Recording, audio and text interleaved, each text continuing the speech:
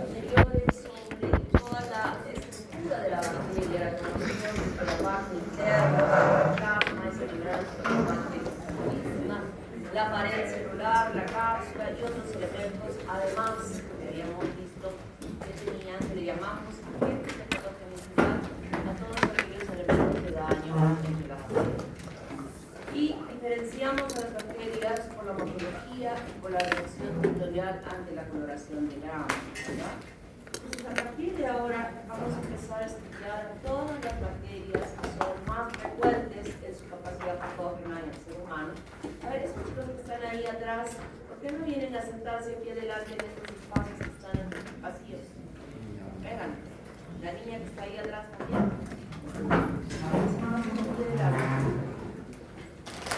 Acá adelante hay otra carpeta vacía. Joven, de negro, ven acá. Párate, el último. Ese joven de ahí, el último que se ha sentado ahí. Aquí hay una carpeta vacía. Ven aquí. Vamos a aprovechar aquí en la clase. Ven. Aquí hay una situación. La misma recta azul. Ahí tienes un espacio. Entonces, vamos a estudiar a las bacterias que son más patógenas para los seres humanos y que esto va a ser, en realidad, tenemos que estudiar todas las bacterias que en algunas circunstancias pueden producir infecciones, claro que sí, pero vamos a estudiar las más frecuentes. Entonces, una de ellas, dentro del grupo de los cocos gram positivos, están estafilococo y estreptococo. Y esas son las que vamos a estudiar, empezando por el estafilococo. El estafilococo, como ya lo conocemos, hemos visto los grams de sus muestras, de todas las que ustedes estudiaron, no de faringe, no de orofaringe, sino de fosas nasales, de cuero cabelludo. En todos estos lugares se encontraba el estafilococo y a la microscopía de barrido se observa de esta manera.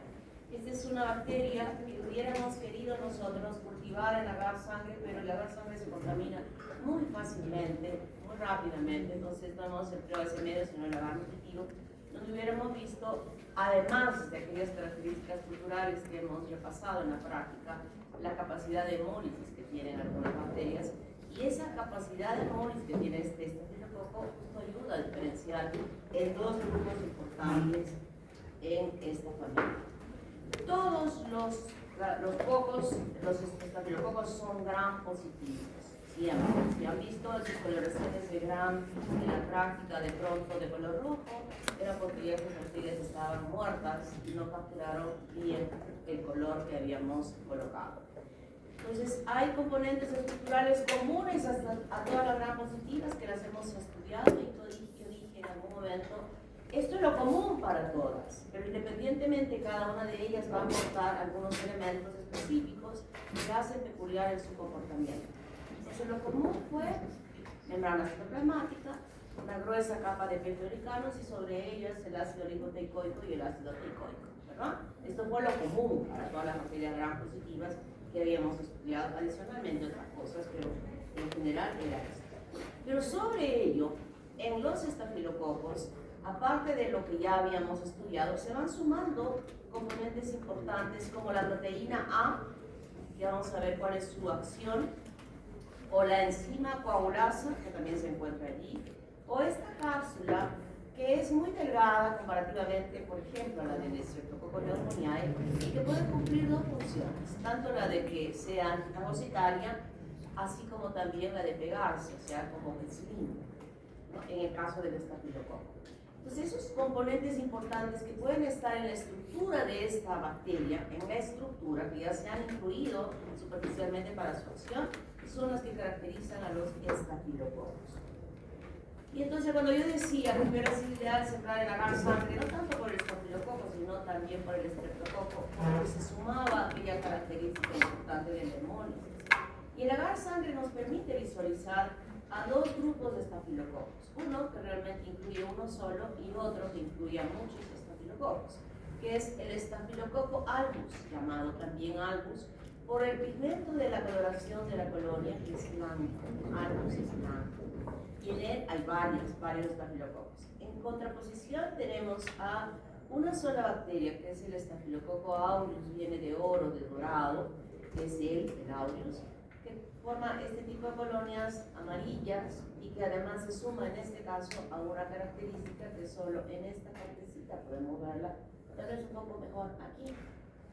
Ustedes están viendo un poco oscuro y esto oscuro se llama beta-hemólisis, que es la destrucción completa del glóbulo rojo en el agar-sar. Mientras que aquí no hay ningún tipo de hemólisis y le llamamos gamma-hemólisis, ¿verdad? Entonces, las especies más importantes están diferenciadas por un mecanismo de este que habíamos visto en el Staphylococcus aureus, específicamente la presencia de la enzima coagulasa. Y separa dos grupos, coagulasa positivos y coagulasa negativos. Y coagulasa positivos, así como habíamos visto que la beta-hemólisis en este grupo solo era peculiar para él, también la prueba de la coagulasa es peculiar para el Staphylococcus aureus. ¿Dónde se encuentra? En aquellos lugares que hemos encontrado en su estudio, piel, fosas nasales, en todos los lugares que ustedes han logrado sacar la muestra, han permitido que nosotros observásemos a Staphylococcus, ¿verdad? Ese es su lugar, y cuando vimos un cuadrito en una de las clases, la penúltima clase, donde dije flora normal microbiana, y dije piel, orofaringe, etc., puse Staphylococcus, nada más que Staphylococcus, como bacterias patógenas, porque obviamente hay muchísimas más que no son patógenas, pero ya las pusimos, y cuando dije flora normal bacteriana, significa que el Staphylococcus es integrante de la flora normal bacteriana. La capacidad de desarrollar infecciones es muy frecuente en relación al Staphylococcus aureus. Es decir, que es la que le tenemos que tener muchísimo cuidado por esta capacidad de daño y de desarrollo de diversas infecciones en el cuerpo, como vamos a ver ahora. Y el otro lado, la otra bacteria, el otro grupo, le llamamos coagulasa negativos, porque estos estafilococos no producen esta enzima de la coagulasa. Y en ellas tenemos un montón de epidermidis, saprofíticos, hemolíticos, etc., pero las más importantes que nosotros vamos a estudiar son a epidermidis, cuya localización se parece un poco a la ubicación normal, digamos, flora microbiana normal, en las mismas áreas que el Staphylococcus aureus. Y la capacidad de desarrollar infección es habitual, pero tiene que haber alguna situación especial de ese organismo que facilite a que el epidermidis pueda desarrollar infección. ¿Puede desarrollar infecciones de la piel? Sí, pero sencillas, simples, no tan agresivas como la que produce el Staphylococcus aureus. Pero lo más grave de esta bacteria es que desde un foco de la piel, la bacteria puede llegar a la sangre y a través de la sangre llegar al corazón. Y está comprometida en el desarrollo de desarrollar endocarditis bacteriana, que es una infección bastante grave que puede desarrollarse en una persona. Y Saprophyticus, su hábitat, digamos, normal es la parte del tracto urinario, en la parte del periné, en estas áreas. Y la capacidad de poder producir infección está relacionada a las infecciones urinarias. Pero no en general, ya hemos aprendido, creo, con tanta repetición que yo digo, que las infecciones urinarias en el porcentaje más grande están asociadas a Escherichia coli. Pero ya estoy nombrando bacterias, o voy a nombrar ahora bacterias como por ejemplo el Staphylococcus saprophyticus relacionada a esto. Pero para que el Staphylococcus pueda producir una infección urinaria, no lo hacen ustedes, niñas jóvenes. Tiene que haber alguna situación especial que facilite que esta bacteria pueda desarrollar una infección urinaria. Edad. Cuando yo digo edad, estamos viendo esa curva de crecimiento que se parece a la curva de crecimiento de las bacterias cuando hablamos de desarrollo del sistema inmunológico, ¿verdad? Nace y progresivamente va madurando ese sistema inmunológico y queda en la meseta a través de los años que ustedes ya están incluidos en él. Y luego pasan los años 45, 40, 45, depende de cada persona, que ese sistema inmune va decayendo, ¿no? Entonces, ¿en quiénes? En aquellas personas que tienen su sistema inmune que ya está no bien. Pero nunca voy a decir que jamás el Saprophyticus va a desarrollar una infección en una persona normal, que tenga todo bien. Jamás. La palabra nunca no existe en medicina. Es posible que alguna situación de ese instante pueda favorecer esta infección, no hay que descartar. Pero claro, el 99.99% de infecciones urinarias en la edad de ustedes va a estar asociada a dicha cosa. ¿Está claro? Las demás pueden producir, pero muy raras. Y eso es lo que estamos usando nosotros en la práctica para poder identificar mejor a las bacterias cuando hacemos la prueba de la coagulasa, por ejemplo, que son pruebas que nos ayudan. Ya no vamos ahora con este conocimiento, ya no vamos a decir estafilococo SP, sin precisar. A veces hay algunos laboratorios que dicen estafilococo SP, ¿no? Y eso no puede ser, porque tiene su nombre es estafilococo, pero también tiene apellido. Y de los tres más importantes, Aureus, Epidermidis. Entonces en los laboratorios nosotros tenemos que identificar cuál es la bacteria, cuál de estas tres es. Y para eso hacemos la prueba de la coagulasa, donde Aureus es positiva, así, y en el enzima, mientras que otras dos no. Esta producción de DNAsa no la hacemos nosotros en nuestro laboratorio, son de laboratorios súper especializados, pero que ayudan a diferenciar donde sí tiene Aureus, nosotros no. La degradación de mannitol sí la hacemos nosotros en el laboratorio. Aureus ha visto, ya creo que hasta este momento la mayoría ha hecho su primera práctica, ¿verdad? Entonces en esa primera práctica han visto que ese agar de mannitol se ha vuelto amarillo cuando está ahí Aureus. Y es fucsia cuando es epidermidis, que es el que tenemos y no tenemos el saprophyticus.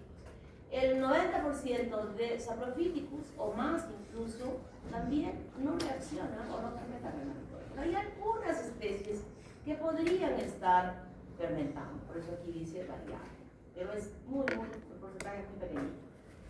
Y lo que sí nos ayuda a diferenciar entre epidermidis y saprophyticus es el uso de este cartoncito embebido en este antimicrobiano de novobiosina, que ustedes han visto, y donde han visto un halo gigante de inhibición, tanto en Aureus, porque Aureus también es sensible a la novobiosina, y epidermidis también es sensible a la novobiosina, mientras que saprophyticus es resistente.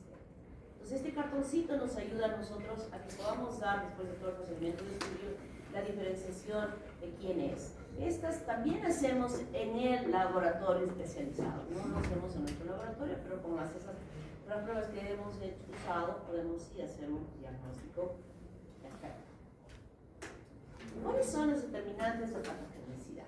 Primero, componentes estructurales de la pared, que ya hemos estado viendo en esa segunda diapositiva. El peptidoglicano habíamos estudiado que da rigidez a la bacteria, a la pared, que le da la forma a la bacteria, ¿verdad? Pero ahora le sumamos en este caso que ese peptidoglicano activa el complemento. Subrayo el complemento para que vean qué cosa es, porque tal vez todavía no han visto en inmunología. ¿O ya? ¿Ya? Todavía no. Vayan subrayando las cosas que digo para que vayan investigando en su libro de inmunología, por favor. Para que no se queden en el aire cuando yo digo activación del complemento y digan, ay, ¿qué será eso? No lo voy a decir, ustedes lo van a leer. Tiene un curso especial para ver toda esta parte. Agregación plaquetaria. ¿Qué significa eso? Que va permitiendo que las plaquetas se vayan juntando entre ellas. Cuando se juntan entre ellas, ¿qué forma? Un trombo. Actividad endotóxica. ¿Qué significará eso?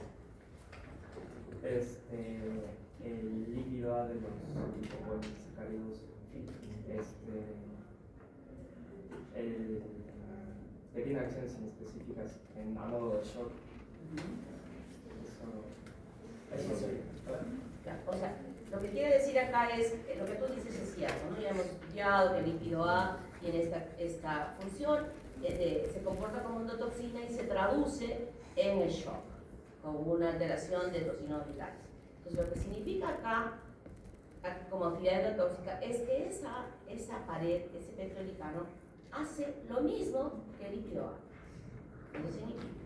O sea, que la persona en quien se está desarrollando la infección puede tener manifestaciones de shock. ¿Está claro? Por eso se dice actividad endotóxica.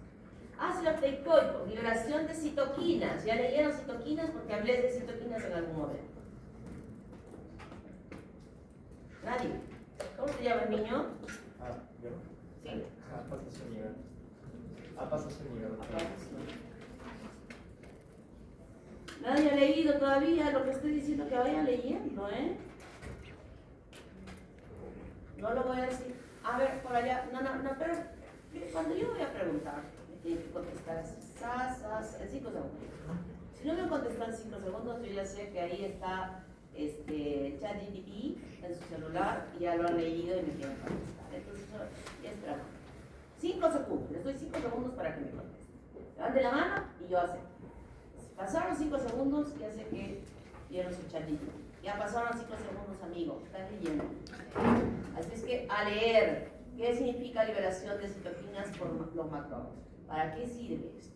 La proteína A antifagocitaria. O sea, ya sabemos lo que significa. Tiene acción similar a la cápsula. Porque está pegada en su pared y eso va a impedir que pueda ser fagocitada.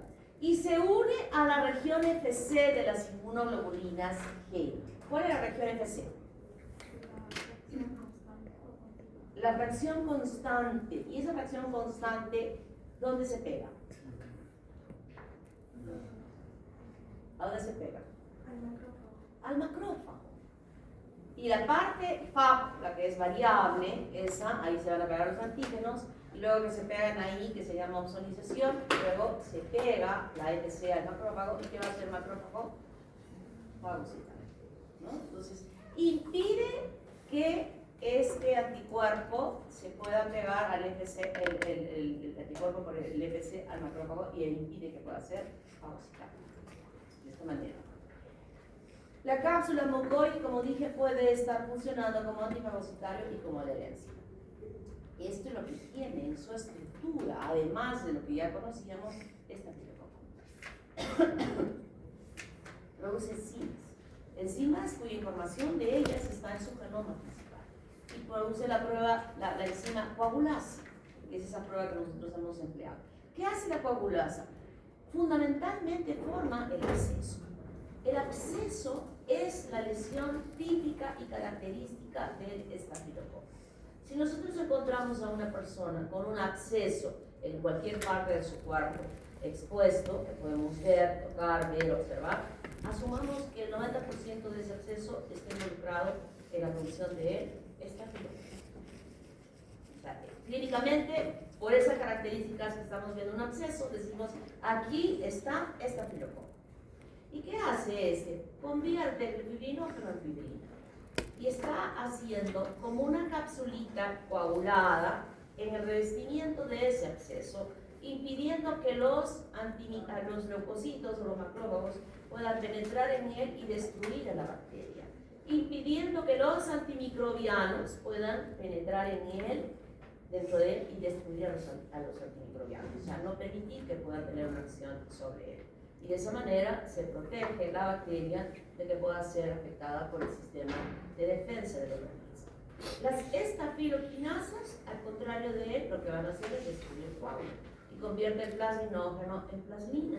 Y cuando yo digo, el absceso puede empezar como una cosa pequeña, pero se va extendiendo, ¿verdad? Va creciendo el absceso, ¿no? Cuando tenemos un granito, un forúnculo, y vamos que al día siguiente está más grandecito, más gordito, está actuando para romper ciertas partes e ir avanzando en extensión y agrandar el acceso. O sea, los dos van actuando en uno impidiendo y el otro permitiendo que avance en extensión la infección. La hialuronidasa ya la hemos visto cuando hablábamos de ella, que destruye el ácido hialurónico y que normalmente se encuentra en los tejidos. Las beta-lactamasas. ¿Quién me dice cuál es la acción de las beta-lactamasas? A ver, allá esa manito se levantó primero, la niña en casa. Aquí va a ser por puesta de mano. A ver. Inhibe lo que son los medicamentos beta-lactámicos como la penicilina. Y aquí encontramos las enzimas fijadoras de penicilina o las PBPs, que son las que se encargan pues de que si reconocen a lo que es la penicilina, no se da el efecto de la bacteria porque lo inhibe. ¿No? O sea, la penicilina es un beta-lactámico, ¿verdad? Que va a actuar sobre las enzimas, las transpeptidasas. Esa es su acción. La penicilina actúa ahí. viendo que las transmetidasas, ¿qué hacían las transmetidasas? A ver, ese niño de final de lentes. Fuerte. Es la enzima que permite la transmetidación.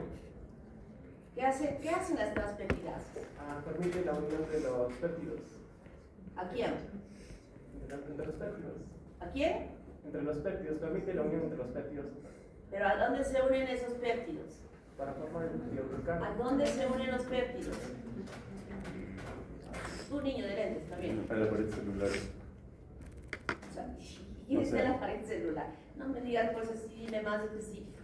Los péptidos glucanos. A los péptidos glucanos. He dicho que estos aminoácidos van como tejiendo, uniendo las capitas de peptidoglicanos entre ellas, ¿verdad? Para hacer que se llaman firme. A ver, antes que me olvide, niña, acá sí, ¿quién es el niño de lentes que me ha contestado hasta la mitad? Dueñas Olmedo. Dueñas. ¿Por ahí alguien más contestó? A medias también. ¿Qué te llamas? Ramos Rodríguez Mateo. Ramos Rodríguez Mateo. Ramos Rodríguez. Entonces, esta enzima, ¿qué hace?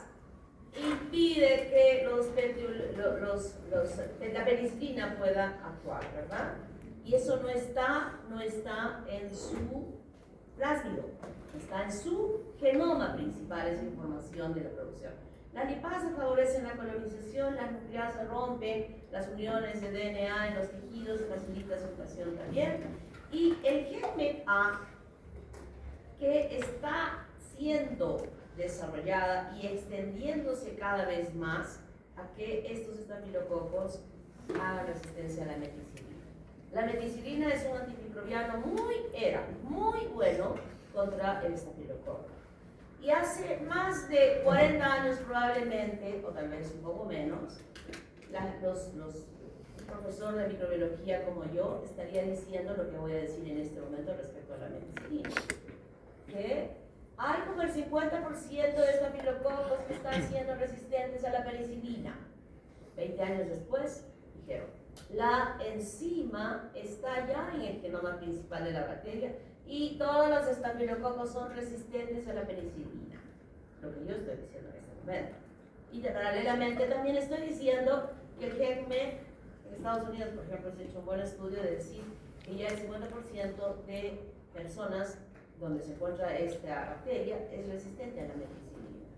20 años después, alguien como yo estará explicando en su clase y decir, miren, estafilococo es resistente a la penicilina y también a la penicilina. Y la información no está en un plásmido, sino en su genoma principal. O sea, cómo va variando el comportamiento de los microorganismos y todo este tiempo. ¿Quién va a ser responsable de eso?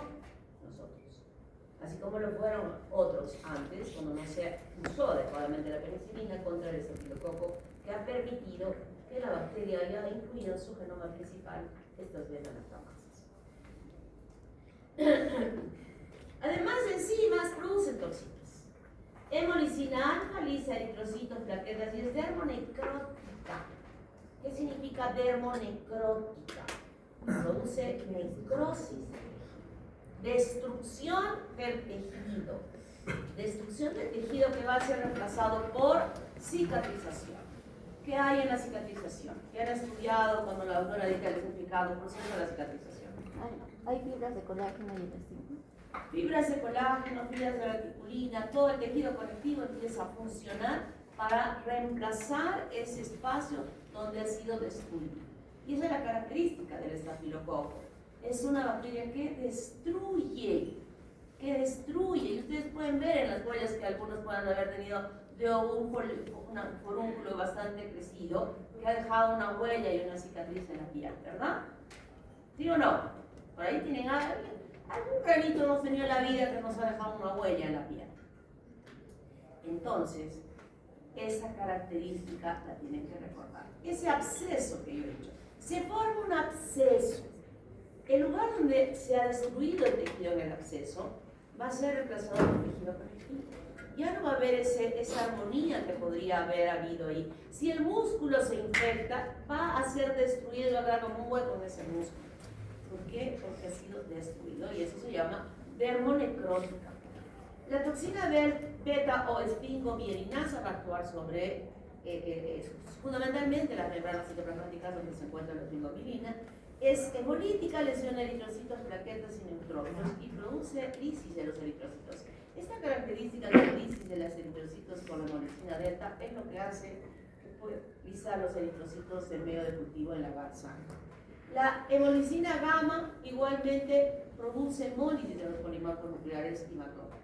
Esto que digo hemólisis, destrucción, es lo que se traduce en la pus del absceso. Eso es lo que está destruyendo y está muriendo las células de defensa formando la pus. La leucocidina son 7 diferentes toxinas que van a afectar el funcionamiento de los leucocitos. Van a pepear a los leucocitos, no van a poder actuar correctamente, ya no van a tener esa capacidad de defensa y que justamente va a favorecer que puedan ser también afectadas por las otras toxinas. Las enterotoxinas, hemos hablado ya de esto cuando hablábamos de las exotoxinas y enterotoxinas, me lo puse como ejemplo del partido de fútbol del Belgrano, ¿se acuerdan? Esta es la bacteria que puede estar usando como medio de cultivo las salsas que se ponen en los sándwiches ahí en el estadio. Era mayonesa, era el ají, como que no le pica, ¿no? A la bacteria el ají se muere, pero igual puede crecer en ella porque hay nutrientes para su crecimiento. No se estarán multiplicando demasiado activamente, pero aquellas que se están multiplicando, si es aquella cepa productora de esta enterotoxina, están produciendo las toxinas, las enterotoxinas. Entonces, cuando una persona come esto, definitivamente va a desarrollar el cuadro clínico. Antenoche, ayer yo le contaba a mi secretaria que he usado como ejemplo para mi clase de hoy y voy a seguir usándola esta semana como ejemplo a mi secretaria. Que me llamó ayer en la mañana, a las 6 de la mañana, y me dice: doctora, estoy mal, no voy a poder ir a trabajar. Anoche me comí una pollada y a las 3 de la mañana empecé con diarrea y dolor de estómago. Entonces, muy bien. Esto es una toxina que está preformada. Tiempo corto de producción del cuadro clínico.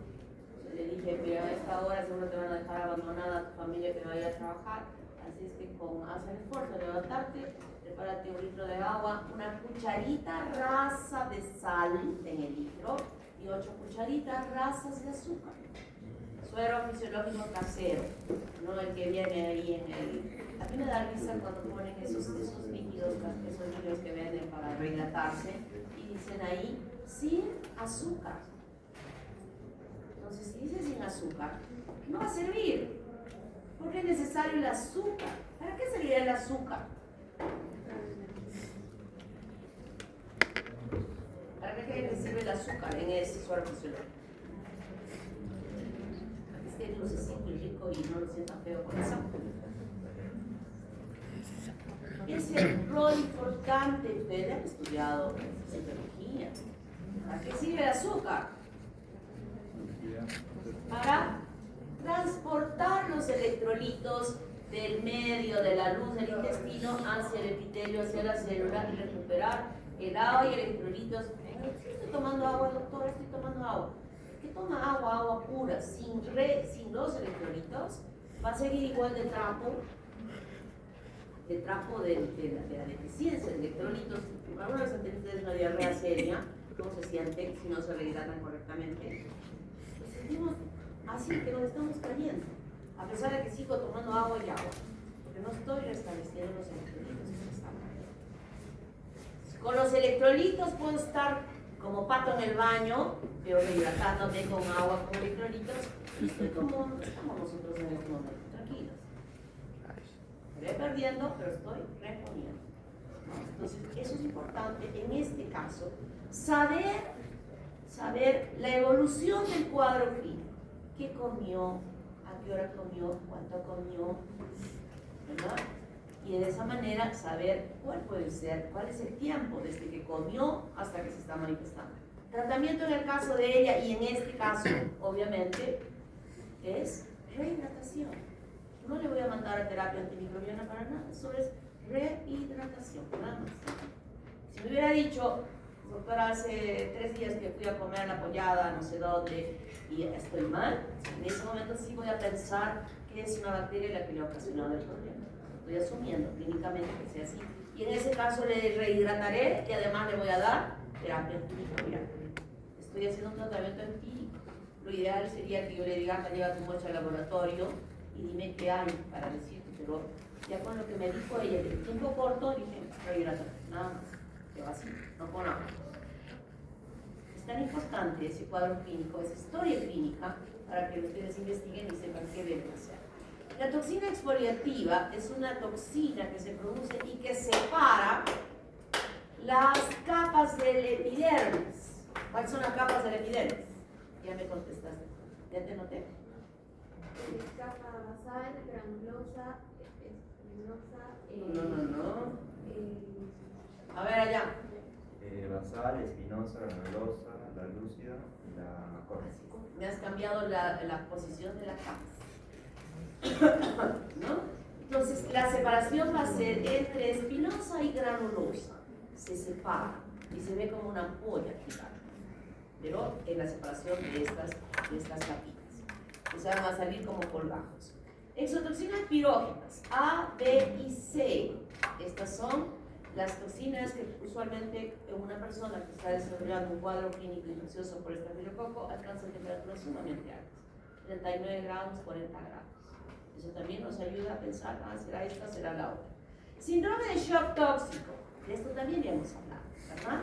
Cuando les explicaba del uso de los tampones vaginales. ¿Hablamos sobre eso? ¿Sí? Sí, les dije, ¿no? Tampones vaginales que se deben cambiar entre máximo 4 horas. 3-4 horas debe estar cambiándose el tampón vaginal. Pero cuando no se hace esto, facilita a que las bacterias que se encuentran ahí en la vagina proliferen y empiecen a producir esta toxina que produce shock gravísimo. Y no solamente se puede producir en el caso de los tampones vaginales, se puede producir en las rinoplastías. Cuando se hace el procedimiento de la rinoplastía, han visto, quien se haya hecho, quien haya visto, la cantidad de gasa que se le mete ahí en la nariz, ¿verdad? A mi esposo le operaron de pólipos y cuando fuimos a que le sacaran las gasas de la nariz, yo lo veía una pena, porque le caían las lágrimas rojas, porque salía pues con sangre de toda esa área, y me dice, he sentido el dolor más grande de mi vida cuando le retiraban las gasas, ¿no? Quien haya pasado por esto, puede ser. Y el otorrino sabe, cada cuánto tiempo se cambian esas gasas. No se cambian, solo se le pone la operación y luego se le saca, ¿a qué día se le sacan las gasas? A los 3, 4, no, a los 4 o 5 días, dependiendo de cuál era el caso, ¿no? En el caso de mi esposo de los pólipos, ha estado 5 días, y en el caso de la rinoplastía se quitan más antes. Ahora hay unos dispositivos especiales que es como una cañita, y alrededor viene la gasa y se lo meten de esa manera, entonces tienen para respirar por la cañita, porque son niños que están respirando por la boca, que yo lo veía que estaba ya a punto de sentirse mal, se sentía mal porque no podía respirar por la boca, por la nariz, ¿no? Entonces, el otorrino sabe lo que ustedes han hecho en sus muestras de cultivo de haber sembrado en su nariz, sabe que ahí está estafilococo. Si él no toma las medidas correctas para evitar que en esa fosa prolifere esta bacteria, imagínense, todos los que hacen rinoplastía estarían haciendo este síndrome de shock tóxico, porque saben que puede desarrollarse, pero toman las medidas necesarias para evitar que esto pueda suceder. O sea, no solo con el tampón vaginal, sino cualquier situación donde permita que la bacteria se multiplique en un tiempo que esté sellada esa área, puede permitir que se pueda desarrollar esta infección que es muy grave. Acción patógena del estafilococo. ¿Dónde vive el estafilococo? Ya sabemos, o sea, en el lugar que ustedes han sacado, hacia la piel, y específicamente en ese espacio del folículo piloso. Ya saben la estructura de la histología del folículo piloso, ¿verdad? Es un huequito por donde sale el pelo, y ahí profundamente está la glándula sebácea y facilita que la bacteria prolifere. ¿Qué sucede para que no todos tenemos? Esos que han sacado de su nariz no tienen ninguna lesión en la nariz. No. ¿Por qué? Porque hay otras bacterias que se oponen a la colonización. Porque hay una descamación de la piel, porque la mucosa a ese nivel o la piel está íntegra, no hay una solución de continuidad que haya permitido que ingrese la piel. La acidez gástrica se ingresa por la vía oral y la fagocitosis en ese folículo donde pueden estar los estafilococos normalmente o se hayan contagiado a través de lo que yo pueda estar hablando, estoy expulsando gotitas de flujo en las cuales están inmersas bacterias que pueden estar en mi tracto respiratorio. Cuando hemos visto tanta información en el COVID, se ha visto cuántas bacterias, cuántos virus se eliminaban, cuando cantaban, cuando hablaban, cuando gritaban, hasta que donde se extendía la eliminación. ¿Se acuerdan de esas laminitas que venían por internet en los WhatsApp que estábamos así bañados de esta información permanentemente? Nos decían eso y eso sucede. No es que solo con el COVID las bacterias o los virus iban en esas distancias. Es con todas las que tenemos nosotros como flora normal que integran nuestra cavidad. Entonces, podemos infectarnos. Y todo esto se opone a que pueda desarrollarse la infección y no hay enfermedad. Pero cuando la bacteria tiene todos los elementos que hemos tenido, ese sistema de defensa ha permitido el establecimiento de la bacteria. Ya habíamos dicho en la clase anterior que ese establecimiento era diferente en el medio de cultivo que en el cuerpo humano, porque en el medio de cultivo no hay sistema de defensa y en el cuerpo humano sí. Entonces hay una lucha. ¿Cuáles son mis armas de ataque y cuáles son mis armas de defensa? Lamentablemente en ese establecimiento venció la bacteria, no fue destruida y ahora sí se establece una enfermedad localizada. Y a partir de ese foco se puede llegar la bacteria, ya hemos visto los mecanismos, cómo puede extenderse por continuidad, por vía linfática, etcétera, etcétera, etcétera. Finalmente la bacteria va a llegar a la sangre. Y a través de la sangre podrá llegar a cualquier otro lugar produciéndose la generalización. Cuando hablamos específicamente de los componentes tóxicos, ya hemos hablado de las intoxicaciones alimentarias.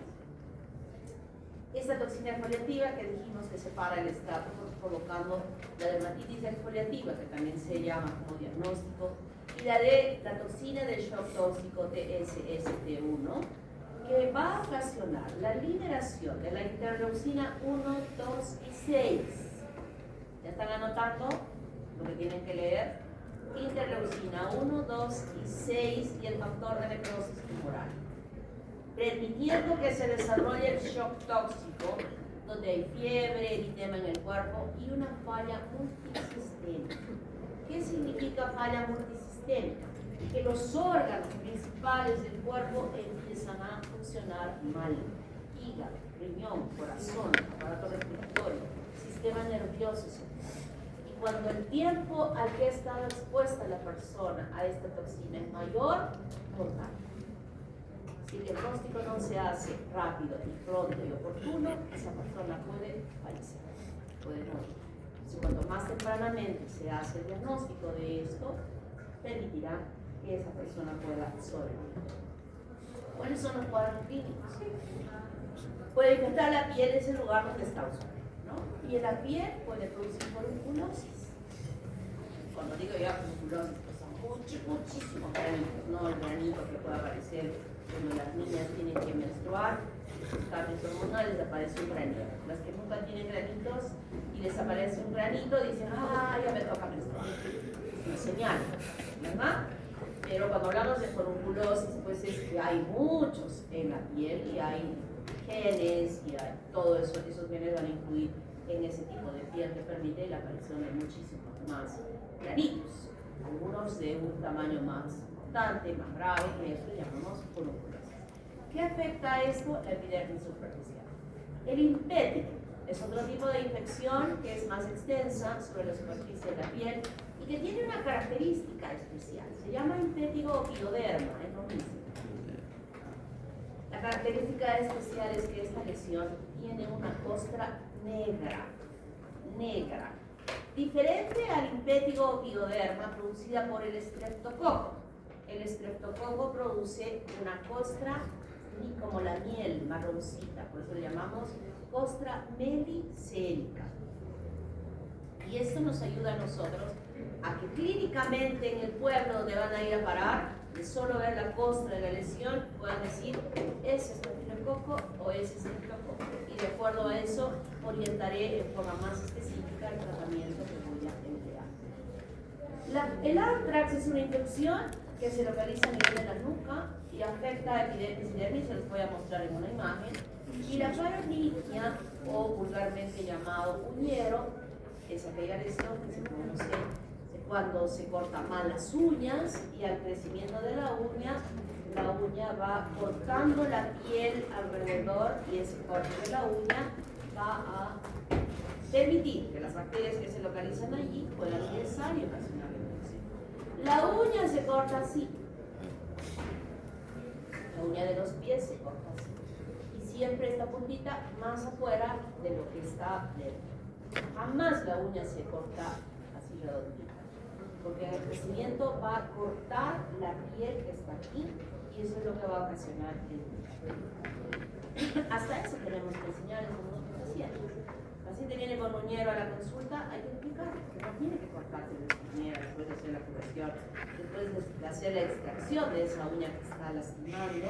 ¿Han visto videos en internet? Hay unos videos que hacen los chinos, como meten unas puntillas. ¿Han visto? Vean cómo se hace el tratamiento.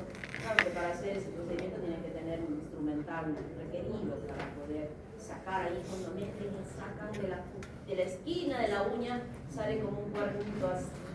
Y eso lo sacan para que luego cuando crezca ya no se esté metiendo dentro de la piel. La bacteria de cualquier foco va a llegar a su río Amazonas, que son los vasos.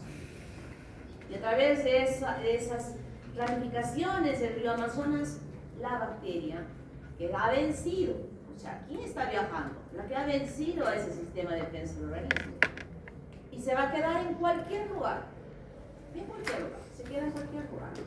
Y se queda, por ejemplo, en el hueso.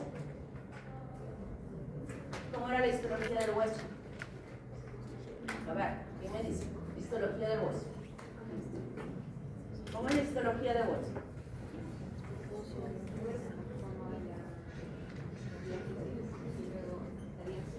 Vámonos al contexto más interno del hueso. ¿Ah? El sistema de Haber's, ¿verdad? ¿Cómo está formado el sistema de Haber's?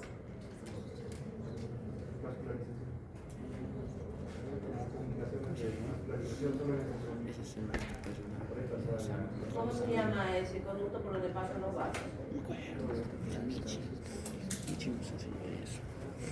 El conducto de Wolfram. En el sistema de Haber's, ¿cuál es el conducto principal? El conducto de Volkmann. ¿Sí? Sí.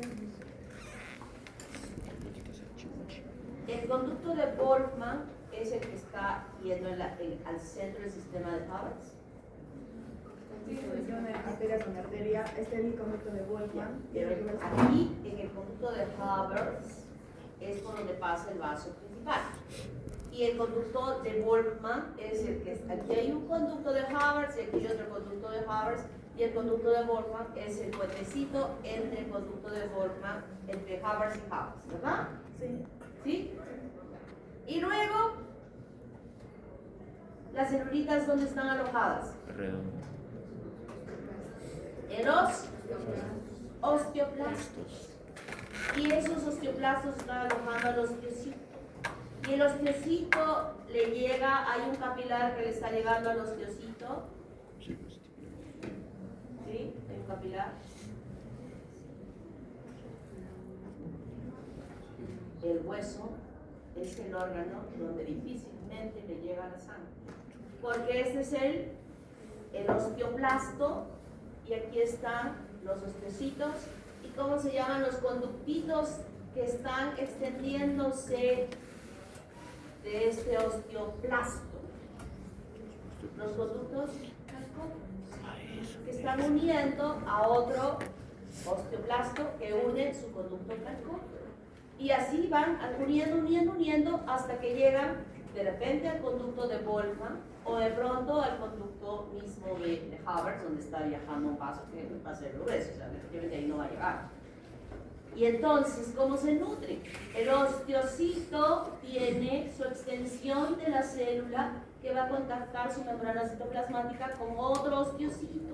O sea, se van agarrando de la mano entre todos los osteocitos, hasta que el que está más cercano a un capilar, a un vasito, está tomando los nutrientes para que pase a este, a este, a este, a este, a este, y así se nutre. Individualmente cada célula no se nutre, no está en contacto con un capilar. ¿De acuerdo? Y estoy segura que la doctora Ada les ha dicho, la circulación sanguínea en el hueso es muy complicada. Y al ser complicada, puede permitir el ingreso de una bacteria.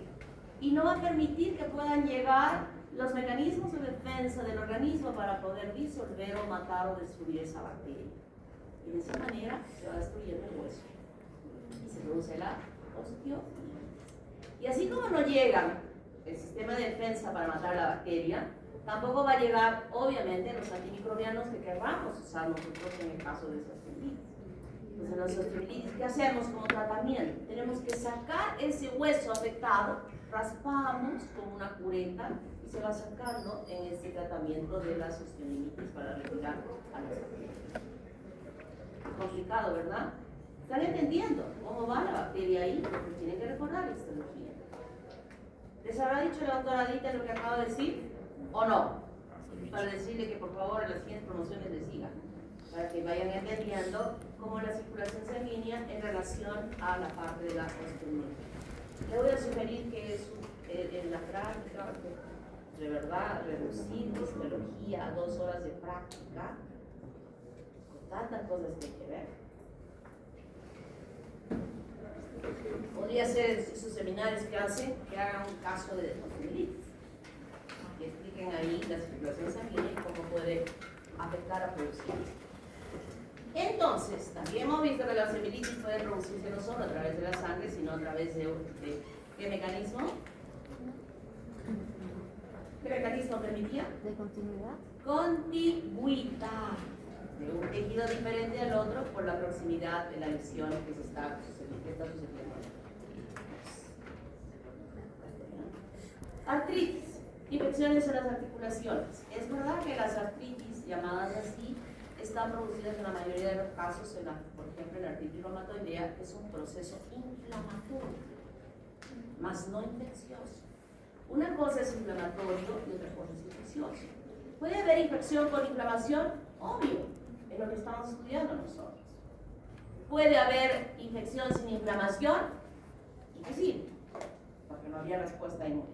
Pero sí puede haber inflamación sin infección. Por ejemplo, la enfermedad de la artritis reumatoidea inflama las articulaciones como enfermedad autoinmune, que es el propio organismo que va dañando esa articulación. Si alguna vez los reumatólogos se equivocan y van tratando esa articulación que está doliendo al paciente pensando que es una artritis reumatoidea o simplemente una inflamación, y no, porque la bacteria también puede meterse en la articulación y provocar una artritis. La endocarditis es una infección gravísima. ¿A cualquiera de nosotros nos puede dar una endocarditis? Todos podemos ser, estamos aquí, propinos a que nos dé una endocarditis. No. El corazón dañado es aquel sustrato para que la bacteria pueda desarrollar una infección. Puede ser una fibrilación auricular, y es un comportamiento anormal del funcionamiento de ese corazón. Puede ser que tenga alguna valvulopatía. Puede ser que le hayan puesto sobre esta valvulopatía ya una prótesis. Entonces, ese sí es un sustrato para que cualquier bacteria que está circulando por la sangre se adhiera, colonice, se multiplique y desarrolle esta infección que es gravísima. Neumonía. Aquí hay una peculiaridad del estafilococo. ¿Qué habíamos dicho que hacía el estafilococo en su capacidad de daño?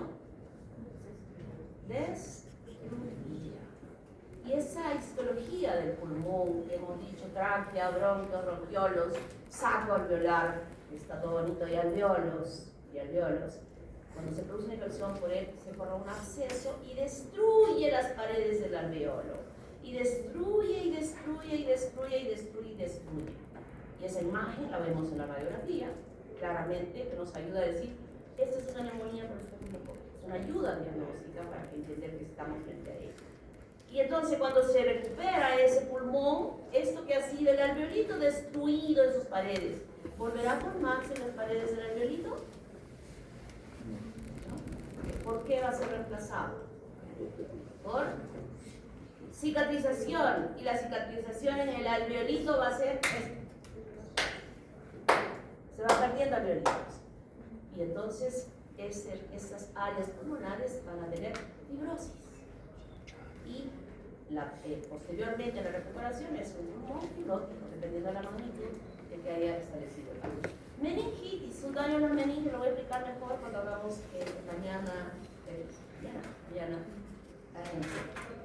El síndrome de la piel escaldada ya lo hemos explicado. Y aquí vemos unas imágenes de cómo produce la bacteria de paradiso. Es una inflamación con abscesos que se van formando con la eliminación de los. Este es el impétigo bioderma con costra negra. Costra negra. Síndrome de la piel escaldada.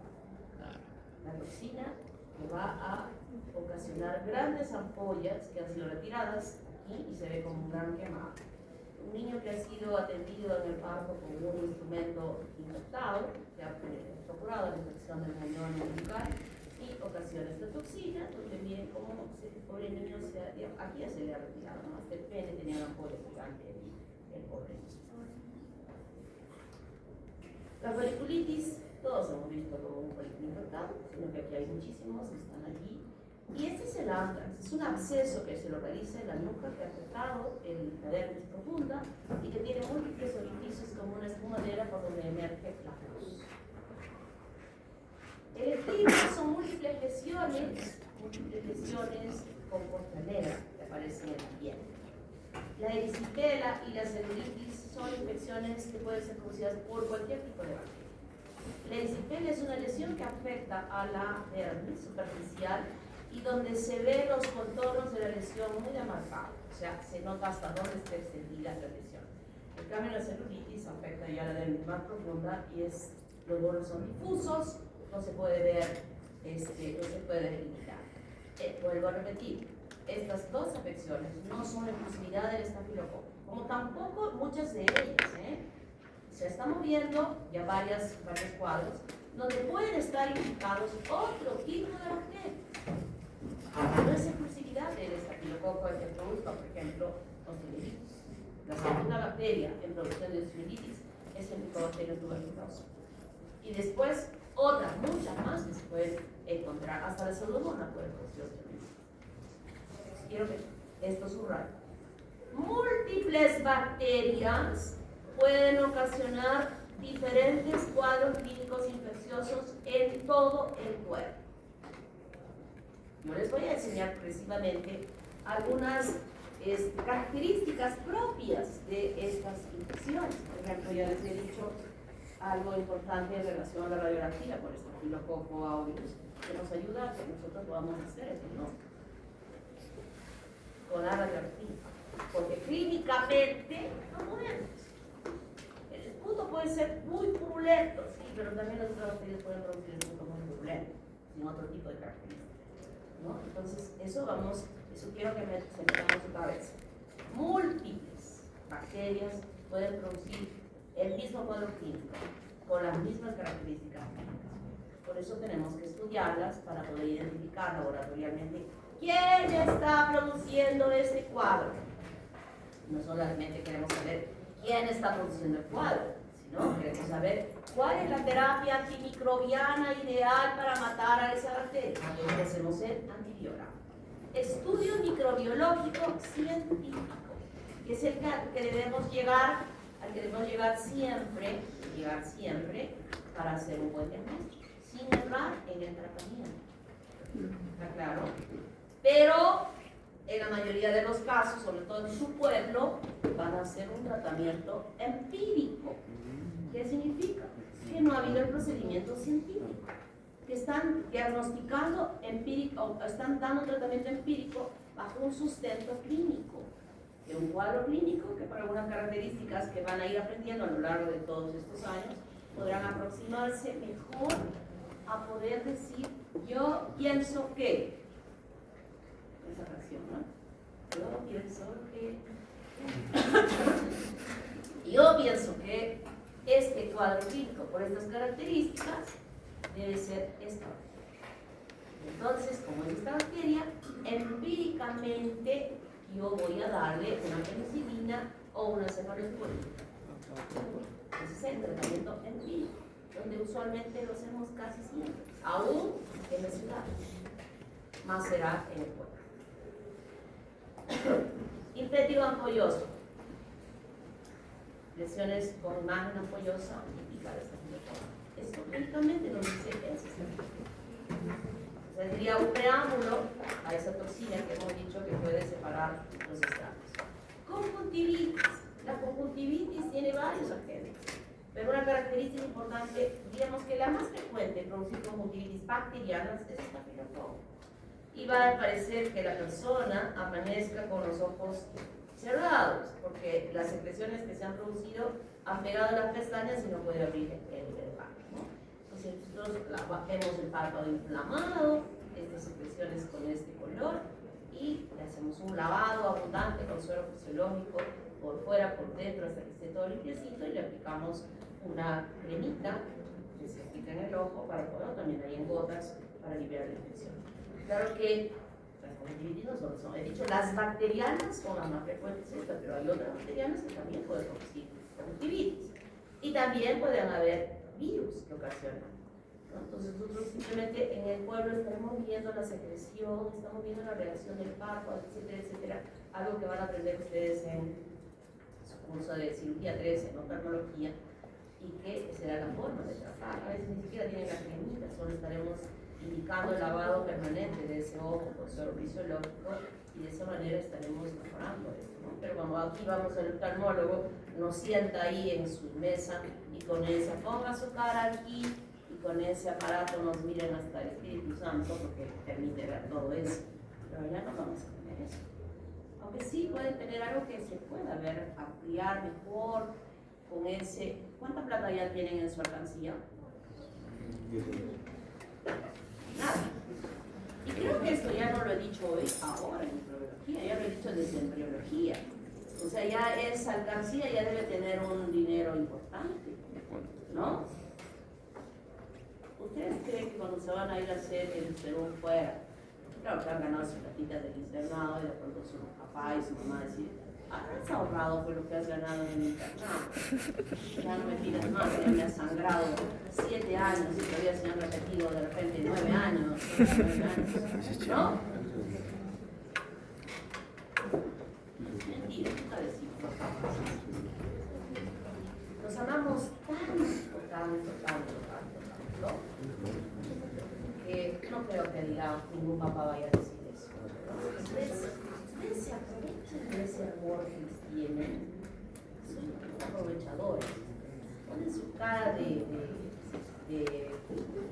esa cara de súplica, y nosotros nos vertimos con ese mirado, pero no se aprovechan,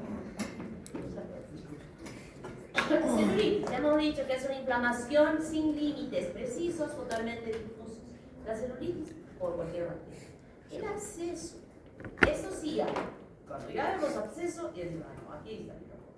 Y lo que se tiene que hacer, mire, este absceso incluso ya se ha abierto libremente. Pero es aquella, cuando la piel está dura, roja, duele mucho, está dura, hasta ahí no sabemos quién puede hacer la bacteria. Pero si se circunscribe un área que está blandita, y eso blandito que tenemos que hacer, no le vamos a bombardear con cantidades enormes de antimicrobianos para que desaparezca la bacteria. No va a desaparecer. Lo que tenemos que es abrir, es apretar por los lados, que escurra completamente el pus. Luego lavaremos con suero fisiológico, con una quitándole la aguja sobre el émbolo, meter ahí, lavar. Y luego dejaré, dependiendo del tamaño, obviamente, metemos un dren, que es un guante, los guantes que usamos, se tocan en tiritas, se va metiendo con la pinza profundamente y con un puntito fijamos en la apertura que hemos hecho. Eso va a permitir que no se peguen, que no se adhieran las paredes y que fluya todas las secreciones hasta que vamos viendo que se va desinflamando, hasta que ya está desinflamado, cortamos el puntito y quitamos. Paralelamente estaremos dando, dependiendo del tamaño, una terapia antimicrobiana que favorezca la vida. La neumonía, la radiología vamos a ver así, notitos. Estos notitos que estamos viendo, decimos, eso nos ayuda a hacer el diagnóstico. Entonces, lo que hacemos en el laboratorio es lo que están viendo ustedes. Primero hemos hecho la prueba de la catalasa, que nos ha permitido diferenciar de los estreptococos, los cuales son negativos. Mientras que el estafilococo ha formado esas burbujitas, ¿verdad? La burbujita. Hemos puesto peróxido y eso ha permitido que la enzima producida por la bacteria desdoble en agua y oxígeno. Y lo que hemos podido ver a simple vista era ese oxígeno. La fermentación de la glucosa, el siguiente paso, no lo hemos hecho, que diferencia los micrococos que no son patógenos para el ser humano y que es negativa. Pero si es positiva, esto sí estamos haciendo, la prueba de la coagulación de manitol, donde aureus es positivo, y si no es positivo, haremos la diferencia entre epidermidis y saprofíticos, y hemos observado ese halo de inhibición alrededor de la novobiosina enorme, tanto para aureus como para epidermidis. Y hacemos la diferencia. No hemos podido conseguir una muestra de saprofíticos para que vean, pero en el caso de él es exactamente igual. Manitol negativo, coagulasa negativa y novobiosina va a ser negativa. Es decir, va a crecer sobre el cartoncito de este antimicrobiano. Ustedes habrán pensado, ¿qué tal algo que se ha formado ante la novobiosina? ¿No? Entonces, ¿puedo usar novobiosina para el tratamiento de un paciente? No. Cuando hemos hablado de los antimicrobianos, ¿cuáles eran las características importantes de los antimicrobianos? A ver. Que no daña el huésped con concentraciones pequeñitas. Esto han visto en vitro tremendo halo, pero es tóxico para el huésped. Por eso es que no lo usamos. Solo usamos esta droga como prueba de diagnóstico de diferenciación. No lo usamos como que fuera, lo podríamos usar. El tremendo halo que han visto en el aureus, que podría ser útil para aureus, pero no es porque es tremendamente tóxico.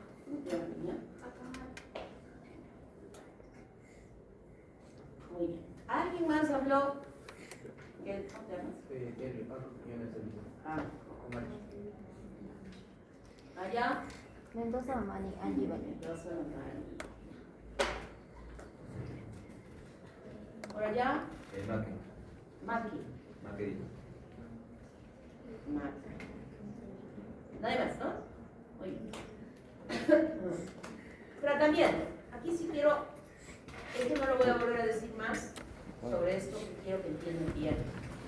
En el tratamiento, cuando nosotros hemos hecho el antibiograma y hemos puesto hasta 20 cartones que podemos poner, incluso en 2 Mueller Kingdom, en 2 placas, para saber cuál será la terapia antimicrobiana específica que debo usar en este caso, pueden salir muchísimos antimicrobianos que sean sensibles. Entonces yo tengo que evaluar el cuadro clínico y evaluar la persona, si tiene alguna patología de fondo, si tiene algún problema hepático, renal, etc. Estoy evaluando paciente general, estoy evaluando la lesión y estoy evaluando lo que tengo a la mano.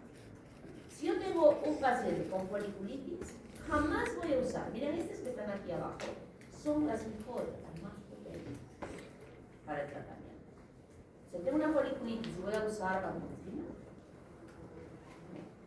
Aquí incluso uso tópicamente, o sea, solo sobre la lesión, ni siquiera algo sistémica, ni siquiera sistémica. ¿Por qué? Porque en este caso estaría alterando primero la flora normal bacteriana, que puede manifestarse de diferentes maneras. Estaría utilizando en una situación tan simple una droga que podría estar sirviéndome, por ejemplo, una endocarditis bacteriana. Entonces tienen que aprender a usar, conocer a los antimicrobianos y ver de lo más, diríamos, la droga más sencilla a la más fuerte. Es como decía yo el ejemplo ayer en la clase. Es como que viene una rata, se mete acá y tengo una metralleta. Y agarro y la destruyo a la rata con la metralleta que por aquí un pelo, por allá otro pelo, lo destruyo completamente. ¿Verdad? Y luego aparece 5 ladrones avesados con full armas Agarro mi metralleta y ya no tengo ni una sola bala en la metralleta. A la rata, ¿con qué debía haber matado? Con una escoba, no con mi metralleta. Entonces quiero que entiendan, cuando se usa la terapia antimicrobiana, debo usar mi escoba primero y cuando vengan los 5 delincuentes avesados, usar la metralleta. Y eso tengo que aprenderlo. ¿Está claro? Porque cuando necesite el paciente, ya no voy a tener qué arma usar para poder destruir a ese nivel. ¿Alguna pregunta? ¿Ninguna? Párense.